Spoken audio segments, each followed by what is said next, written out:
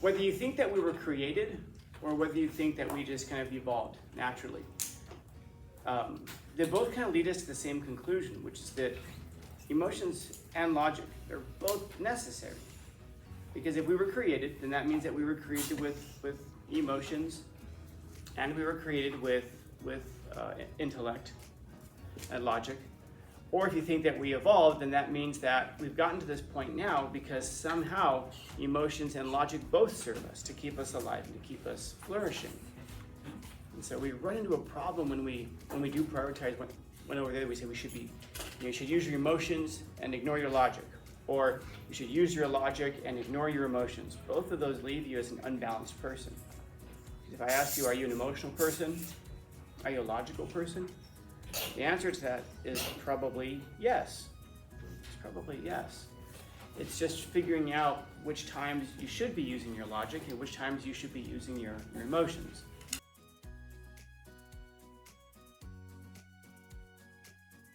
That's probably a conversation to have early on in the relationship, right? Find out afterwards. I'm pregnant. I don't want to have kids. I'm thinking of a couple I know who got married, and they agreed that they didn't. Actually, I'm thinking of two. They got married and they agreed they didn't want to have kids. They're like, we don't want kids. They, scratched their chin and frowned and folded their elbows and said, the world's terrible. We could never bring a baby into this world. Shake their heads. It's very intellectual. And then one day they got in their 30s, and one of them was like, I want kids. And they're like, well, I still haven't changed my mind.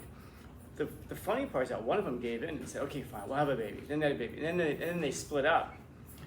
But they didn't just break up. He actually left her for another woman who already had 2 kids. So maybe he just wasn't clear. Maybe what he meant was, I don't want to be a dad, I want to be a stepdad. Sorry, you should have been earlier on. Whether you think that we were created or whether you think that we just kind of evolved naturally, they both kind of lead us to the same conclusion, which is that emotions and logic, they're both necessary. Because if we were created, then that means that we were created with emotions, and we were created with intellect and logic. Or if you think that we evolved, then that means that we've gotten to this point now because somehow emotions and logic both serve us to keep us alive and to keep us flourishing. And so we run into a problem when we do prioritize when over there we say we should be, you should use your emotions and ignore your logic. Or you should use your logic and ignore your emotions. Both of those leave you as an unbalanced person. If I ask you, are you an emotional person? Are you a logical person? The answer to that is probably yes. It's probably yes. It's just figuring out which times you should be using your logic and which times you should be using your emotions. I want to focus on that deception part because he hits on that. Gabriel and Nanette. So why the change then? Do you think? Like, why do people get bored like that? That's important to figure that out. Because how many relationships do you see like that where they've been together for a while and someone just kind of gets bored, or they fall out of love, or they start saying things like, I love them, but I'm not in love with them, if that makes sense. Whenever someone talks like that in staccato, you know that they're wrong. If that makes sense. It's like if someone finishes a sentence with kind of like that uptake at the end of the sentence, or they end every question with right, because they're looking for some kind of validation. And so you'll see a lot of people say that. Like I don't know, it's like they're my best friend, but I'm just not in love with them anymore. I don't know what it is. I got bored. Something's missing. Figuring out why so often relationships go that way is really important. Because once you figure out why that happens, you can head it off from the very beginning, just with conversations. It's kind of like that conversation of one person wants kids, the other one doesn't. That's a good conversation to have early on. How early? I don't know if it's ever too early. First date? Oh, but that's weird because then what if they think, well, how late do you want to wait? Second date, third date, fourth date, 10th date, when it might be too late at that point? You can even start to deceive yourself not just about the person, but also even about yourself. I never wanted kids, but you know what? They've convinced me, that maybe it wouldn't be so bad. Maybe you really don't, but you're saying that because the other person does, and you want them. You don't want that life. And so you walk forward into a life that you never wanted for yourself. You just deceived yourself into it. You deluded yourself into thinking it would be the good thing. And then you find yourself 15 years later with a job you don't really want, but you took it because you had to provide, with a family that you never really particularly wanted, with a person who you followed, but then also with yourself, who you know that you kind of compromised yourself in order to buy into this relationship. And then you wake up and you're like, this is not the life I wanted. I'm bored. Let me go find a step family or something. Yeah. Sorry. Yeah. So it's that first part when you deceive yourself, like, oh, they interrupt me a lot. But it's just because they're passionate. It's actually because they're disrespectful. They're disregarding what you have to say. When somebody interrupts you, they're essentially telling you that whatever I'm about to say is way more important than what you're in the middle of saying right now.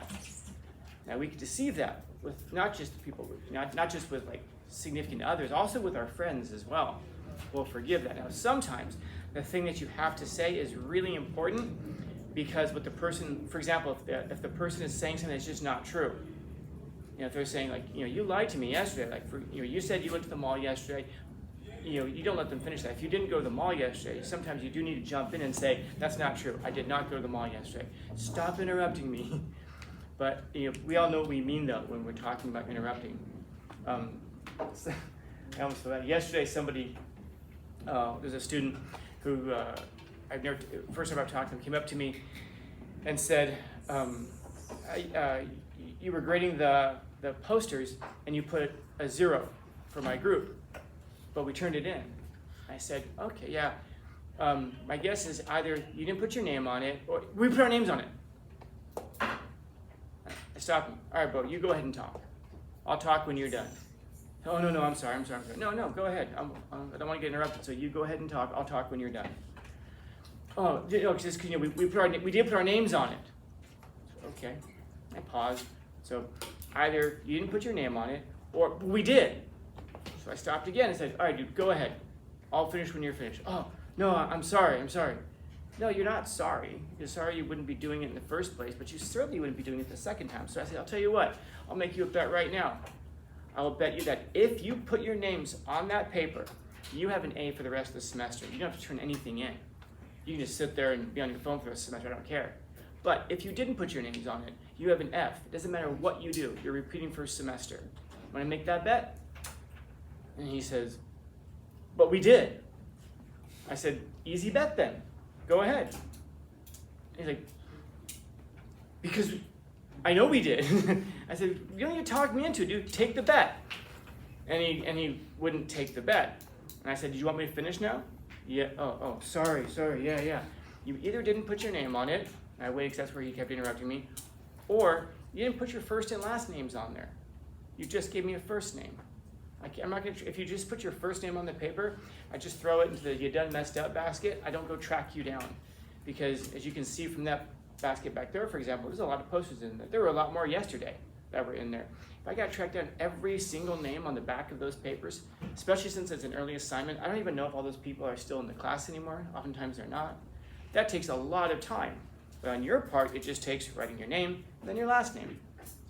But beyond that, I specifically gave that instruction and said, if you don't put your first and last name on there, I will never look at it. And then he goes, I didn't know we had to put our last names on there. Okay, so what do you suppose you should do? He says, can I go and look at it and then put our last names on there? Dude, that's a great solution. That's perfect. That's exactly what you should do. And that's what he did, and that was that. But what was he telling me when he was interrupting me? Keep in mind, I was the one who had the answers. He came to me with questions, and yet he felt the need to interrupt. My God, he's just used to it. It still surprises me that people can get to be, at this age and still interrupt. Like no one's told you your entire life not to do that. It's not, we just read an article, Fix Yourself, that talked about that. And why is it? Because he limited himself on the information. If I had been like an employer or something like that, I would probably have fired him for something like that. because I'm trying to give him the answers, and now I know what kind of a person he is. In this context here, if he'd interrupted me one more time, I was going to send him away, and he wouldn't have gotten credit for the assignment at all. And I can already hear the voices. That's so mean. Yeah, but don't you think it's mean to interrupt? Don't you think it's incredibly rude to interrupt? Because that's the message that you're sending. And then someone in the classroom right now is saying, maybe he's just really passionate. Maybe. But if that passion is getting in the way of your reason, there's a problem. If your emotions and your logic are bumping up against each other, you have to sort those things out, because those are the two parts of you. One part of you is going to be helpful in this situation. If you're making if you're making a painting, by all means, man, use your emotions, use your skill also, use your technique also. But if you're talking to people, your emotions, you have to recognize when your emotions are getting in the way. And your emotions get in the way in two ways. First off, yes, we all hit that first part, by the way, that we deceive ourselves because to their advantage. But deceiving ourselves to their disadvantage, I haven't heard that yet. We keep saying, well, we deceive ourselves and say that they're fantastic, but then we realize who they really are. Is that who they really are? Or is that who you perceive them to be because now you're mad at them? Now you hate them. Man, like Izzy began by saying, one day you're in love with him, and the next day he was always terrible. Was he really always terrible? Or are you just saying always now because you're deceiving yourself because you have to make yourself hate that person? Because if you looked at them who they really are, you really can't blame anybody. That's not true. There's one person to blame. Yourself. Because if you see a person as perfect, I guess I can ask this. Anybody in here ever claim to be perfect? Anybody ever hear anybody claim to be perfect? I'm absolutely perfect. Probably. Yeah, there's got to be at least one person in our lives. But by and large, when you meet someone, they never claim to be perfect. They never say, I'm the best thing in the world. I'm the good. But we see them that way. That's our perception. We've created a false idol. And we've worshipped a God. We've created a perfect God. And then we get mad at them when they turn out to not be perfect. They were never perfect in the first place. But that doesn't mean that they were always terrible. I hear this, the catchphrase of today, they were toxic. Everyone's always toxic. Everyone's always toxic. No, sometimes the tunes just don't fit the chords. Sometimes if you keep finding yourself in toxic situations, guess what? The toxic one just might be you. Because you are the consistent variable in all of the situations. Now, of course, you might be deceiving yourself also into thinking that you are always the toxic one. That might not be the case. Sometimes you're just vulnerable to it. Like, for example, I knew a girl one time who kept dating people, and she kept thinking that she was meeting psychopaths. Maybe they were psychopaths. If that's and she was a psychologist. Psychology major, sorry. So maybe she just saw psychopathy everywhere because she was studying it. But if it's true that you keep attracting psychopaths, there's something in your personality that you keep attracting psychopaths. If you keep attracting toxic people, even if you're not the toxic one, there's something in your personality, you're attracting that kind of a person. And again, that doesn't mean therefore it's your fault. There's not as much fault in the world as we oftentimes lay on it. But that does mean that there's something I could do and examine myself. What is it about me that keeps attracting people like that? Like for example, if you keep meeting people who don't really want to commit, they're kind of iffy, but you meet people at bars, well, duh. Who are you meeting in places like that? But it's just people who like to go out and have fun. Yeah, that's true. That's true. And people who like to have fun. And if you like to have fun, situations and people get boring. And so what do? You go to the next bar. You don't go to the same one every night. What happens because it gets boring? The same person every day. Eventually it gets boring. You're looking for a person who's more exciting. All I'm saying is that we should be logical about it and how we examine it. Use your logic, yes. Your emotions should tell you what you want. Your logic can tell you how to get the things that you want. But be careful not to deceive yourself. They're perfect. Don't deceive yourself. They've always been terrible. They were always awful. The truth is that nothing is everything, and very few things have always been as they are. Nobody steps into the same river twice. Nobody steps into the same day twice. Everything is in flux. Nothing is at rest. And people, oftentimes, again, we imagine them on these extremes. Most people are right there in the middle. That's uncomfortable for a lot of us. But the truth is that we're there too, most of us. So be charitable, but be firm. Don't make excuses, but also don't go to the extreme of condemning just to make yourself feel better. They've always been terrible. I don't know, maybe you've always created false idols. Questions, comments, concerns, complaints, criticisms, critiques? Man, you guys are troopers. It's hot in here. I see some of you guys fighting it. I'm fighting it.